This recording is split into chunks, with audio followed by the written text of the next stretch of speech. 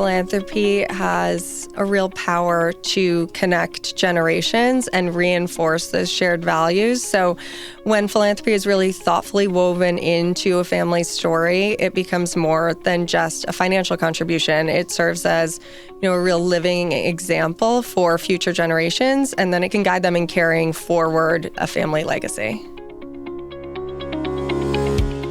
We recognize genius wherever it exists. And if you're known by the company you keep, we are proud to not only spotlight the women that are part of Rockefeller Capital Management's unique network, but also welcome our brilliant audience members. Hi, everyone. I'm Laura Esposito, head of Rockefeller's Enterprise Client Coverage Group. And welcome back to Genius Loves Company. Everyone has a story to tell, and we're excited to hear those from some of Rockefeller's top private advisors, investors, and senior leaders about the life and career experiences that got them here and the insights and perspectives they've gained. With me today is Adrienne Hart, head of philanthropy at Rockefeller Capital Management. Adrienne focuses on providing comprehensive guidance to individuals, families, and organizations throughout all stages of philanthropy. Adrienne spent a career counseling ultra-high net worth individuals and families on matters of estate planning and philanthropy, as well as counseling philanthropic entities on qualification for and maintenance of tax-exempt status. Welcome, Adrienne. We're so happy to have you here today. Thank you for having me. I'm really honored to be on this. Of course. Well, our audience and myself, we can't wait to hear more about Adrienne Hart. So we always like to take it back to the beginning because, of course, every great story has a beginning. So we want to dig in. We want to dig in on where did you grow up? How did you grow up? And tell us about how your upbringing and your family influenced who you are today. I grew up and I was raised in Wisconsin in the southeastern corner of the state, which my house was really sandwiched between Lake Michigan and a whole lot of farmland. It was really rural, but we also had this unique characteristic of the town that Frank Lloyd Wright designed a lot of buildings in our town for the family that runs S.C. Johnson Company. So my house actually that I grew up in backed up to Wingspread, which was designed by Frank Lloyd Wright to house the Johnson's Foundation. The town had this unexpected cultural significance and a lot of philanthropic activity from the Johnson family. And so I didn't realize until I moved away from there the impact that they had. I had no idea. So were you ever into architecture? I love Frank Lloyd Wright. I think it's just such extraordinary beauty. Yeah, I love architecture. I love art. We live on the main line now, and it's really influenced my interest in the houses and the neighborhoods that we are in. Fascinating. How did your family end up in Wisconsin? Both my parents grew up outside of Chicago. Okay. They met in dental school, and then they moved to Wisconsin to set up their dental practice. So a husband-wife dental practice? Yes. What could go wrong? So many questions. What could go wrong? And you had parents who were two dentists. Yeah. Convenient, I suppose. Well, your teeth look fantastic. Thank you. Did you ever consider pursuing medicine or pursuing dental? Yes and no. My whole family is doctors or dentists except me. And so I was also expected to go into some form of medicine, but I really, really didn't want to do that. Did you know from an early age that you didn't want to do that? Yeah, kind of. But it really didn't focus on it until college when I had to choose a major. Right. And I was really pushed into pre-med. So I was in organic chemistry and those classes, and I just hated it. But no one was really listening to me anyway. So finally, I just forced the issue by intentionally getting a D in bio. Wow. So you tanked your GPA to send a message, a very explicit, intentional message to your parents. Yeah. I love this. That's one way of doing things. Sure is. I am curious because you spend so much of your time, which we'll get into when we talk about your role at Rockefeller Capital Management, but you spend so much time with our families in the Rockefeller ecosystem. So you see a lot of family dynamics and family influence. As you reflect back, and sometimes hindsight really clarifies, magnifies insights for us, but was there a small everyday moment that shaped you in your youth, in your upbringing, kind of more that you realize now that you might not have realized at the time? I think honestly, just seeing my mom and how focused she was on her work, but also how quiet she was about it. She never really talked about how successful she was. I learned maybe 3 years ago, that she was one of the first female prosthodontists in the country. And she actually was the first female head of a graduate prosthodontics program in the country, too. It's weird that I just learned that 2 or 3 years ago. My whole life, she's been a dentist and running her practice and teaching at a university in their dental program. And she just was really quiet about how good she was. Right. And she focused much more on bringing other people up with her instead of shining the light on herself. As a teacher, just bringing other dentists up in the industry and focusing on women in the industry actually was really important to her. And looking back, it's, I think, a really admirable way to approach her career and something that I think about a lot when I'm interacting with other people at Rockefeller. Absolutely. Wow. Well, I can see a lot of similarities and a lot of ways in which I feel like you emulate so many of the things that you just described about her. All right. So then you decide to move. What prompted the move? You went to school in the Northeast. You went to school in New England. What was that about? Well, I was in a bit of a hippie phase and I wanted to go to Colorado College so badly. And my mom was just like, absolutely not. We'll have to unpack that later. She was like, absolutely not. You are an East Coast person. You are going to go to Trinity College. And so I went to Trinity College. Did you even know what Trinity College was? Did it have any meaning to you? So I have a cousin who is like 7 years older than me, and I had gone on her college tours, and one of the tours was Trinity. So I had exposure to it. I had revisited it with my mom. So I didn't know about it, but she was like, this is who you are. Trust me. Okay.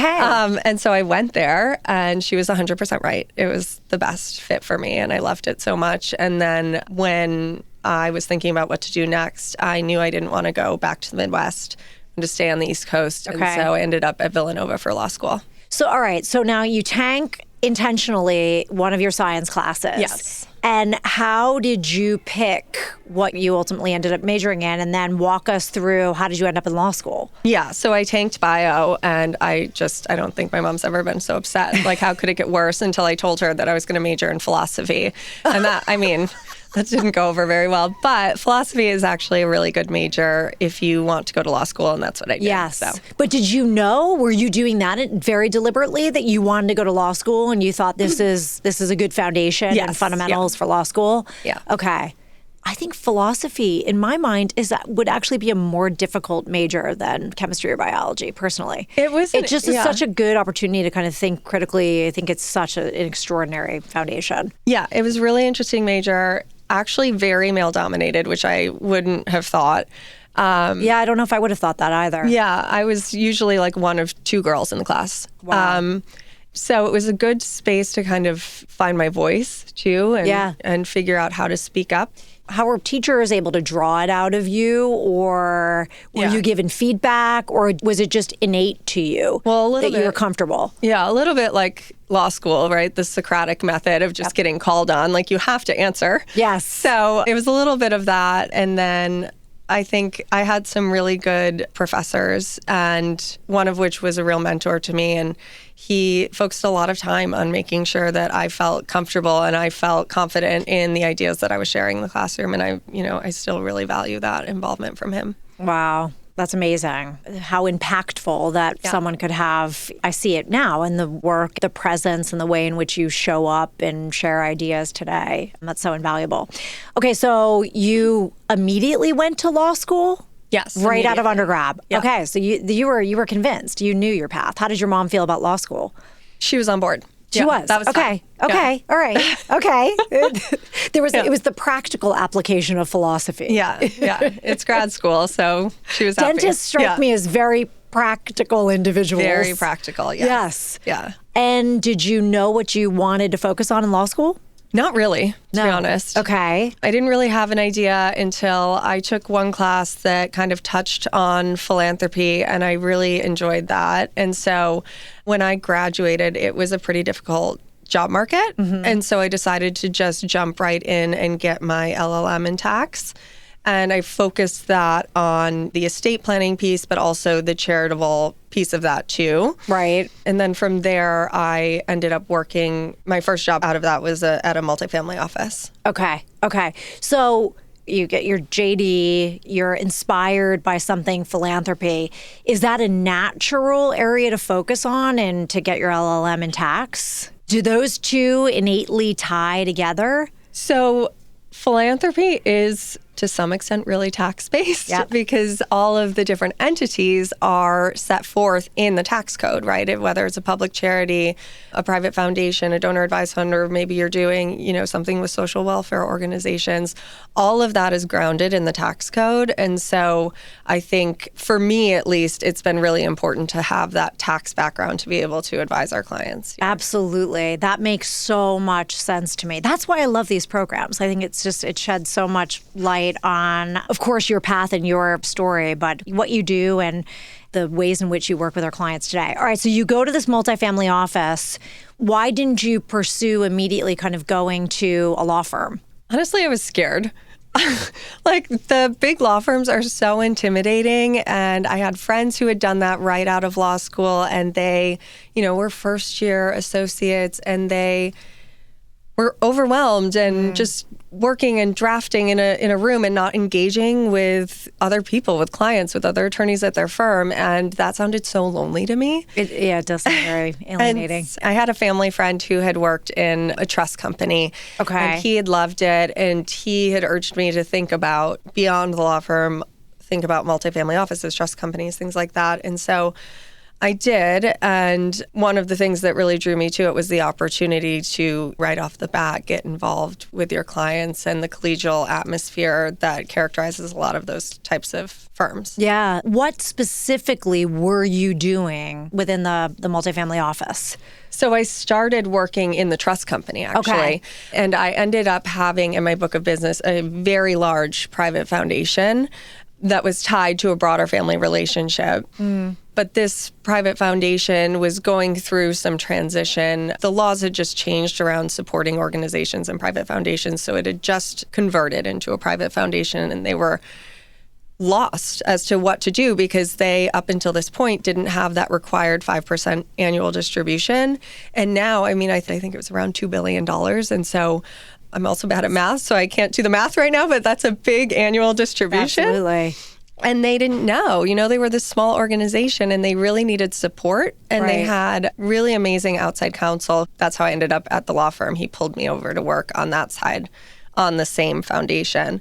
And they had support from the multifamily office, but they were kind of lacking this in-between guidance in terms of day-to-day, what are your responsibilities? How do you manage a philanthropic entity? And how do you develop, a really workable grant-making strategy? Yeah. So you said something important, that you eventually did move to a law firm. I did. So you got out of your head and yeah.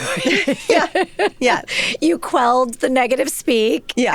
And so what was that like? Well, it felt more comforting than going in right away because I ended up going with this attorney who I had developed such a good relationship with and working in the private client group and also working with the tax-exempt practice too.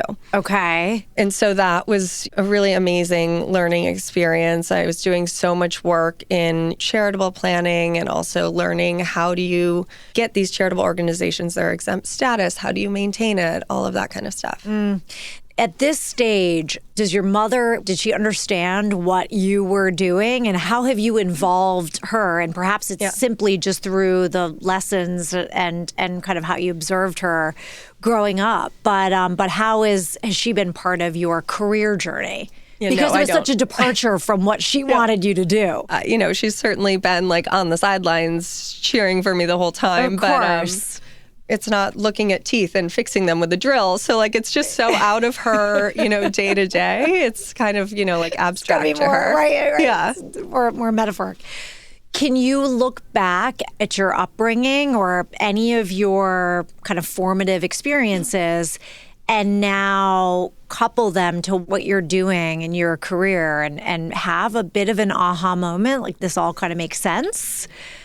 When I was in high school, I worked at this camp called Special Camps, and it was for children with developmental disabilities.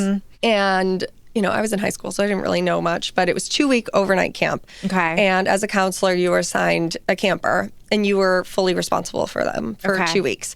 It was amazing. My camper, her name was Emma, and she was just the coolest. But what really struck me at the time even was the parents and how they reacted to dropping their children off and picking them up.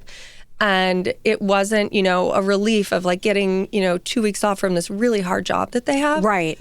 It was relief that they had found a place where their children could experience what all other children are able to experience at summer camp, because this organization had built enough of a support system and a structure to be able to empower them to have that, autonomy at camp and all of these experiences, learning and playing with other kids. And so just seeing the impact that one organization had on these parents. Wow. I see that same broader desire from a lot of our clients in terms of the impact that they're hoping to have and the impact that they're hoping to see. Wow, that's so extraordinary. And that makes, I could see so much influence in what you do today, which I want to get to.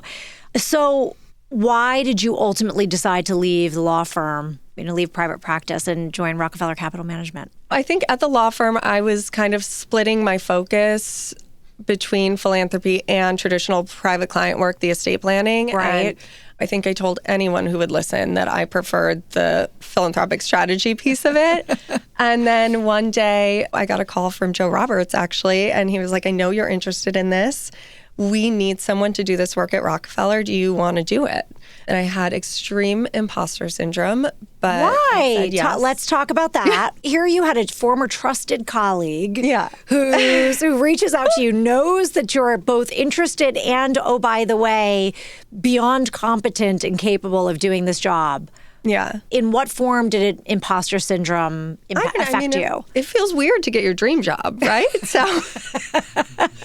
Well, what is it? Is it that because it's your dream job, the stakes feel incredibly high? And so what if you can't rise to the occasion? What is it? Yeah. What if I can't rise to the occasion? What if it turns out I don't like it? Then what? But like follow that through line, because I think for listeners, I suffer from this, by the way, all the time, right?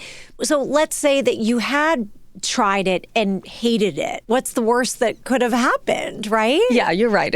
You pivot. You pivot. You learn something about yourself. You've gotten experience. Yeah. So how did you move past the imposter syndrome?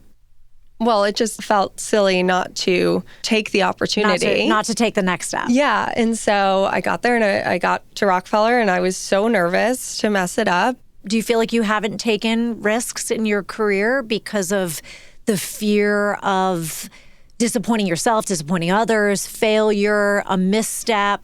No, I don't. And I think that fear of failure is, for a lot of people and for me, a real driver. A driver. I think I over prepare for everything. And especially when I first got here for this role, to just make sure that I wasn't going to fall on my face. Yeah. Yeah. But that's what assured you were going to be successful and you weren't going to fail, because you're so committed. You're so dedicated. You're going to just your own force multiplier and make it work.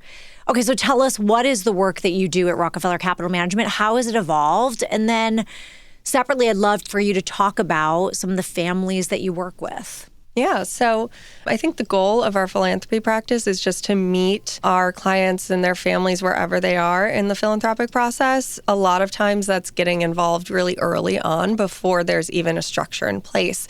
So helping clients think through what's the best legal structure to accomplish their goals. And, I think a lot of times that's thought of just only in like the tax world, but it's also really important to think about what their goals are in terms of their philanthropic activities and picking an entity that kind of marries both of those things. And then once there's an entity in place, we do a lot of work on the advisory side, thinking about the regulatory framework that's governing charitable entities, thinking about the best way, the most efficient and effective way to engage and educate the next generation. Thinking about best practices. How do you put into place a really workable grant-making strategy? And then we also help our clients on the administrative side too. So if they have a private foundation, we can take on all of the back office work that goes into managing a private foundation. We have donor advised fund partnerships that we can connect our clients with. And then in terms of how the practice has evolved, I think one really exciting development is we recently launched a practice that focuses on family values and dynamics. And it's much broader than philanthropy, but I think it has a really important tie to philanthropy because it's really focused on helping families understand themselves at an individual level, but also at a group level. And how... Which could be quite disparate, right? Yes, yeah. How one feels... I was thinking when you were talking about the work that you do with the next gen of family as well. And I was thinking, potentially some of these families you're working with, there's so many stakeholders. There's just so many family members who might have different passion projects or be more focused on different things.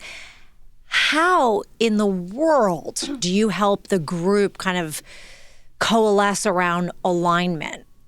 Yeah, I mean, I think it's so important to have everyone feel like they have a voice that's heard, they understand their roles and their responsibilities in the process too.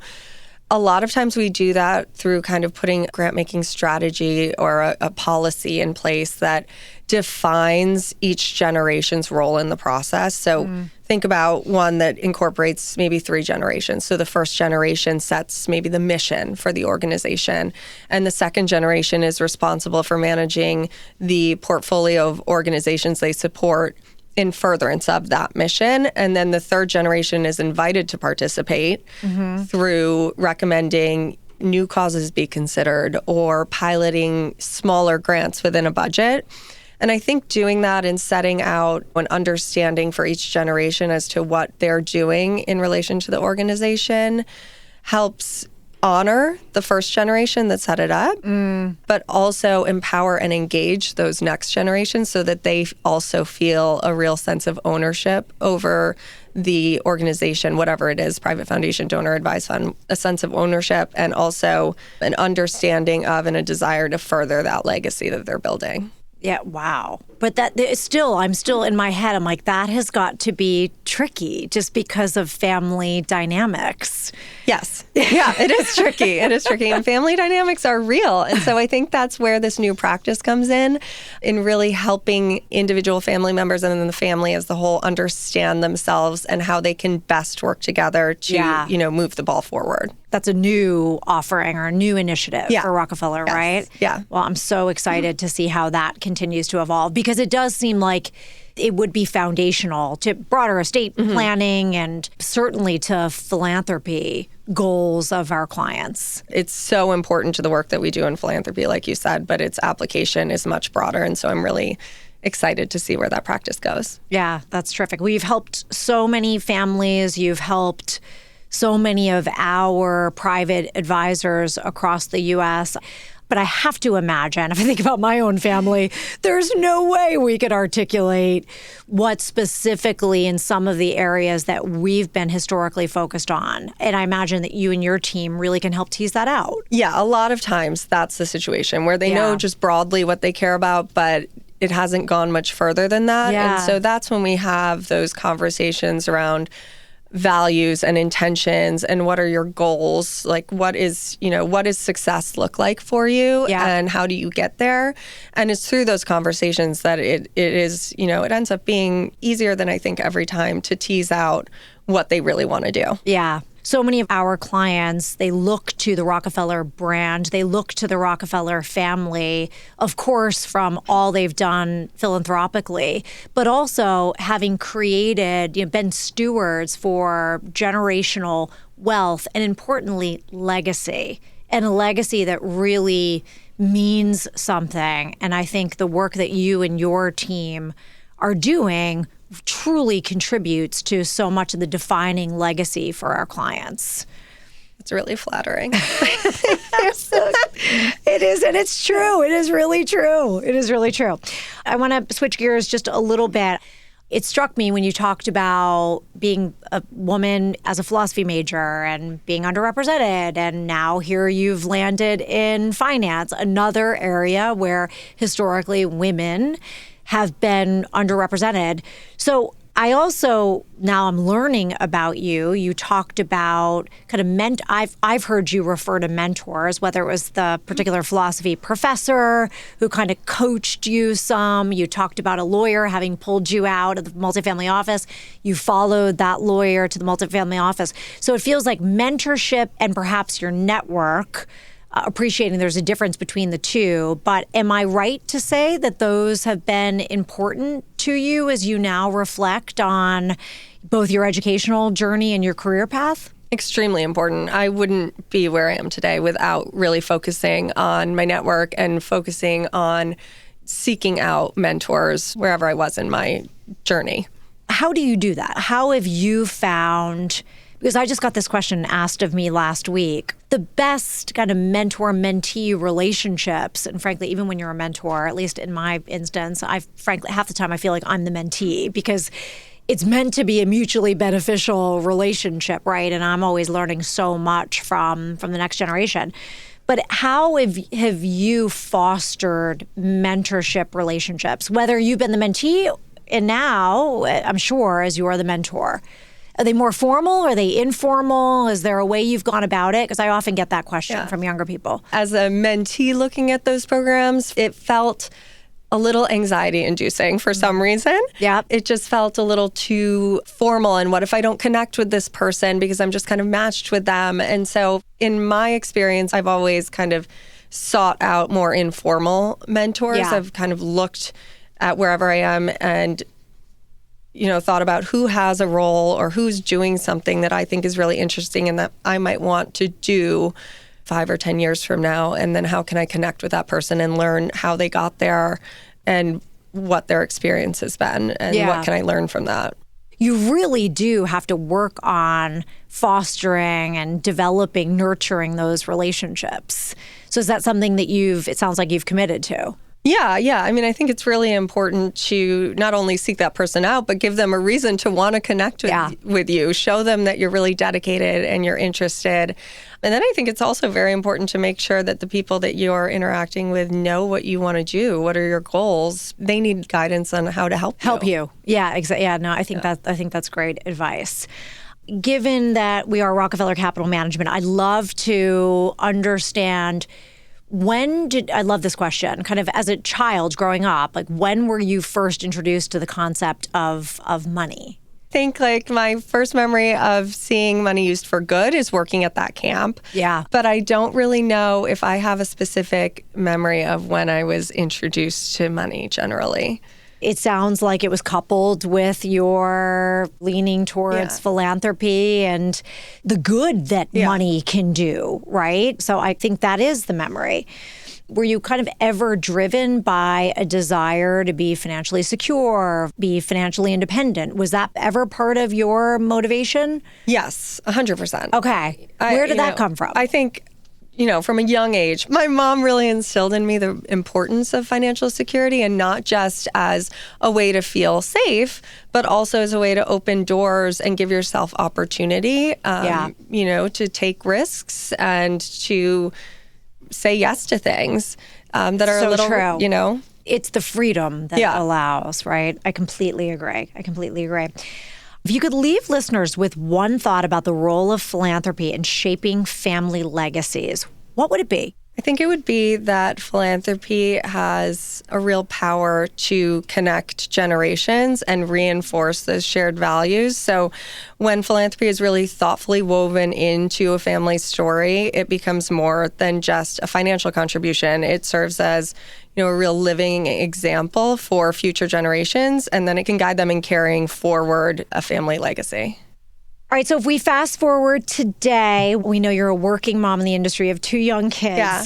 So tell our listeners, what's that experience been like so far? It's been a learning curve, but it's been really good. My kids are 2.5 and 15 months old, so they're toddlers. They're both boys, so it's a little chaotic at home. But I think Rockefeller's been an amazing place to work as a new mom. And I think for me, it's been an exercise in setting boundaries in terms of, am I going to pick up the phone at dinner time? Yes or no? Like, is it really important or can it wait? Yeah. Thinking about it that way. And then... Do you feel more confident when you make that decision today than you would have, I don't know, 5 years ago, 10 years ago? Yeah, I think so. And I think that's one benefit of I became a mom, a little later than some maybe. And so I have a little bit more confidence behind those decisions where maybe I wouldn't have 10 years ago. Yeah. But then also working is a little bit of a vacation.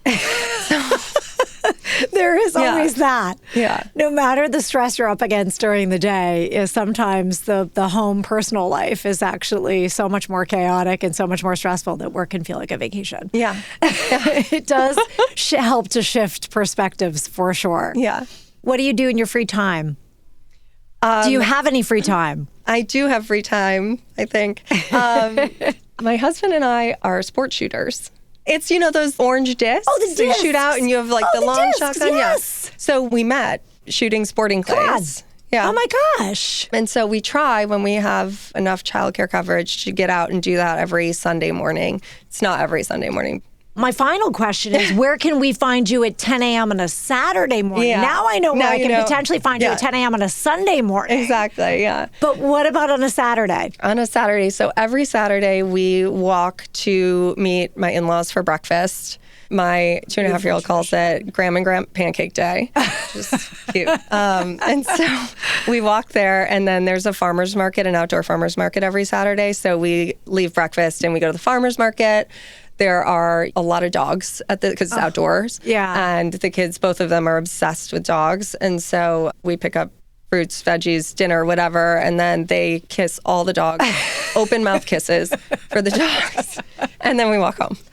Oh my God, that's a beautiful, beautiful tradition. I was fortunate enough to grow up with my mother's parents. So they were such and like you with your family, I spend every single Sunday morning with them. And it's just such a formative experience for me. So that's a beautiful tradition. Yeah, I love that you had that too. I think I never had that. And I think seeing it for the boys, it's really nice. Oh, there is no relationship like grandparents with grandchildren.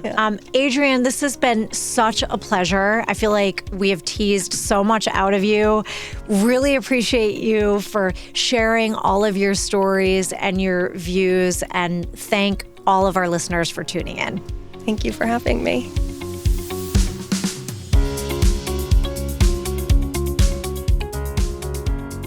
Thank you for listening to Genius Loves Company. To learn more about Rockefeller Capital Management, visit rockco.com or keep up with us on LinkedIn or Instagram. This material was prepared by Rockefeller Capital Management. The views expressed of the hosts and guests in this episode are as of a particular point in time and are subject to change without notice. The views expressed by the speakers are solely their own and may differ from or conflict with those of other divisions in Rockefeller Capital Management. This information was provided for illustrative and educational purposes only. It should not be construed as an investment recommendation, investment advice, an offer of Rockefeller investment advisory or brokerage services, or a projection or illustration of the performance of any particular investment or strategy offered by Rockefeller. Forward-looking statements, including those presented herein, are inherently uncertain, as future events may differ materially from those reflected, and past performance is not a guarantee of future performance.